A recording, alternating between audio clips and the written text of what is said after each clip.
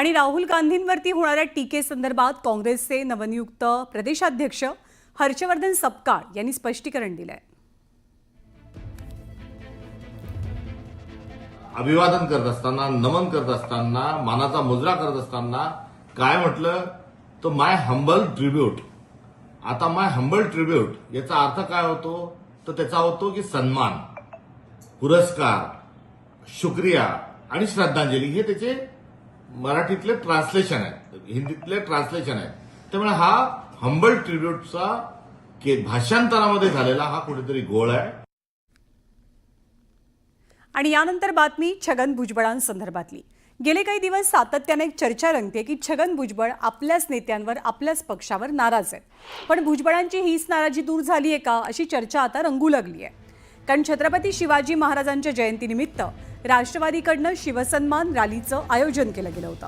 यावेळी शिवाजी पार्कात राष्ट्रवादीच्या प्रफुल्ल पटेल, नवाब मलिक यांच्यासोबत छगन भुजबळ सुद्धा हजर होते। मंत्रिपद न मिळाल्यामुळे नाराज झालेले भुजबळ गेल्या काही दिवसांपासून पक्षाच्या विविध कार्यक्रमांपासून जरा लांबच राहिलेले। मात्र आज ते शिवसन्मान रॅलीत उपस्थित होते। सोबतच त्यांनी नेत्यांशी संवादही साधला आणि हे दृश्य पाहून त्यांची नाराजी दूर झाली आहे का याच्या चर्चाही रंगल्या। असं आहे की तुमचा प्रश्न चुकीचा आहे। मी शिर्डीला ज्या वेळेला पक्षाचं अधिवेशन होतं त्यावेळेला सुद्धा त्या अधिवेशनाला गेलेलो होतो आणि आज तर छत्रपती शिवाजी महाराजांची जयंती आपण साजरी करतो आहोत। त्यावेळेला असं ठरलं की प्रफुल्लभाई पटेल आणि आम्ही इथे शिवाजी पार्क आणि इतर या ठिकाणी जावं, बाकीचे काही इतर ठिकाणी गेलेले आहेत। आणि यानंतर बातमी शेतकरी वर्गासाठी विशेष महत्त्वाची। तुरीची काढणी होऊन महिना लोटून गेलाय, पण शासनाकडनं केल्या जाणाऱ्या तूर खरेदीची कोणतीच चिन्ह दिसत नाहीयेत। त्यामुळे हजारो क्विंटल तूर उत्पादक शेतकऱ्यांकडेच पडून आहे, तर दुसरीकडे सीसीआय कडनं कापूस खरेदी बंद असल्यामुळे कापूस उत्पादक शेतकरी सुद्धा चिंतेत आहेत। सोयाबीन नंतर तूर आणि कापसाची बारी। आज 7,500 रुपये हा तुरीचा हमी भाव आहे, पण मार्केटमध्ये जर तुम्ही गेलं तर 6-6,500च्या वर कुठलेही तूर विकल्या जात नाहीये। पोर्टल बंद असल्यामुळे रखडलेली खरेदी। भाव वाढण्याची शक्यता फारच कमी आहे आणि सीसीआय खरेदी सुरू करत नाही, त्यामुळे शेतकऱ्याची फार मोठी कोंडी झाली आहे। सरकारकडून शेतकऱ्याच्या हातावर तुरी। शेतकऱ्याला वाली कोणी राहिलं नाही। आता इलेक्शन झाले, त्यांचं सरकार बनलं, झाले, त्याचे आश्वासन संपले। भाव मिळत नसल्यामुळे कापूस कोंडी।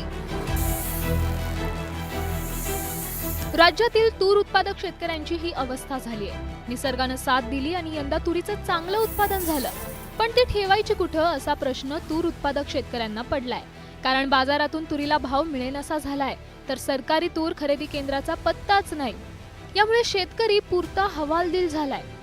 आता नापेड नसल्यामुळे आम्हाला भाव मिळतोय 4,000-4,500 रुपये भाव मिळत आहे। त्याच्यामुळे शेतकरी वर्ग जो आहे हा सगळा नाराज झालेला आहे। तसं पाहिलं तर व्यापारी आणि नाफेड यांचे संगमत चालू आहे।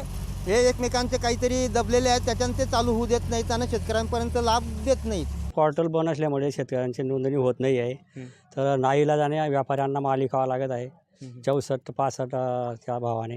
तर आमची मागणी आहे की 7.5 ते 8पर्यंत आमच्या मालाला भाव घ्यायला पाहिजे। तूर डिसेंबरमध्ये शेतकऱ्याची निघते, आता तुमचा फेब्रुवारी आला, 2 महिने शेतकरी सांभाळू शकत नाही, कारण तो आर्थिक अडचणीत राहतो। पुढची पीक टाकणार तर गहू म्हणा, हरभरा, तर पैशाच्या अडचणीमुळे तो व्यापाऱ्याकडे जाऊन कमी भावामध्ये माल विकतोय। कारण त्याची आणि दुसरी गोष्ट, नोंदणी करायला गेलं तर नोंदणी होत नाही, पोर्टल कायम बंद असतं। खरं तर सरकारनं तूर खरेदीसाठी 3 फेब्रुवारीपासून ऑनलाईन नोंदणी सुरू केली आहे। मात्र अद्यापही तूर खरेदीला प्रत्यक्षात सुरुवातच झालेली नाही। गेली 2 वर्ष तुरीला चांगला भाव मिळाल्यामुळे अनेक शेतकऱ्यांनी तुरीचं पीक घेतलं। मात्र आता बाजार भाव पडल्यामुळे पडेल भावानं तूर व्यापाऱ्यांना विकण्याची वेळ शेतकऱ्यांवर आली आहे।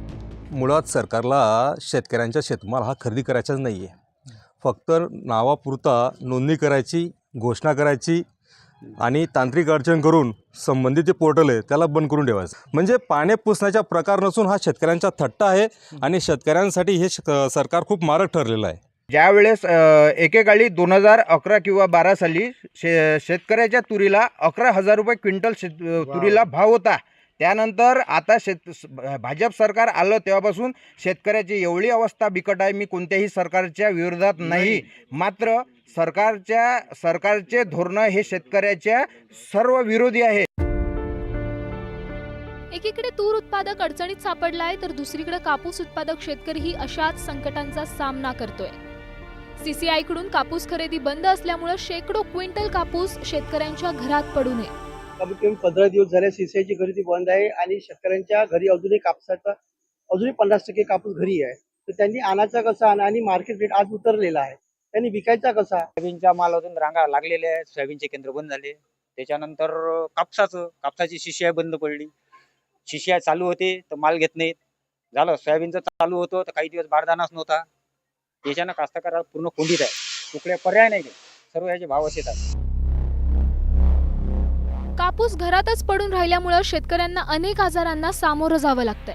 एकतर कापूस विकला जात नाही, त्यातच आजारपणाचा खर्च वाढतोय. अशा दुहेरी संकटात हे शेतकरी सापडलेत.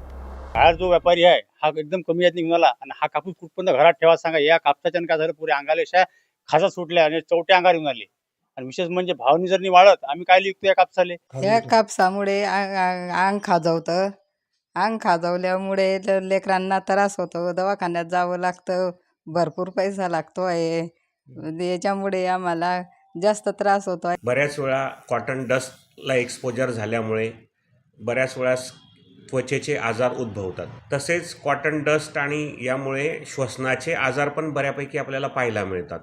त्यात प्रामुख्याने छातीत दाट भरून येणे, त्यानंतर अस्थमा, त्यानंतर नाकातून पाणी येणे, खोकला यासारखे आजार उद्भवू शकतात. आज राज्यात जवळपास 2 लाख शेतकऱ्यांचं सोयाबीन खरेदीविना पडलंय. त्यातच आता तूर आणि कापूस खरेदीही रखडलीय. सरकारकडून खरेदी होत नसल्यामुळं व्यापाऱ्यांची मनमानी वाढलीय. मोठ्या मेहनतीनं पिकवलेलं कवडी मोल भावात विकावं लागतंय. त्यामुळे शेतकऱ्यांना वाली कोण असा प्रश्न उपस्थित होतोय. Bureau report, news 18 Lokmat.